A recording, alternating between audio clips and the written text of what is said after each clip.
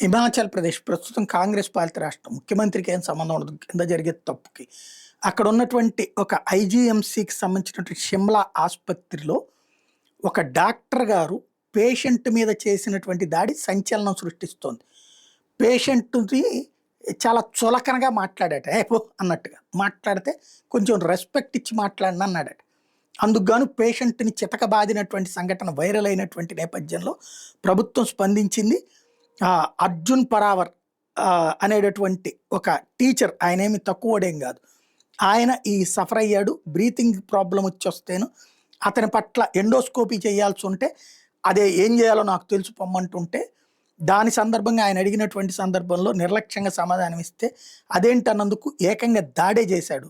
దీంతో ఆ డాక్టర్ మీదన అతను కన్సల్టెంట్ డాక్టర్ అట, అతన్ని ఇమ్మీడియట్గా విధుల నుండి తొలగిస్తూ నిర్ణయం తీసుకుంది ప్రభుత్వం.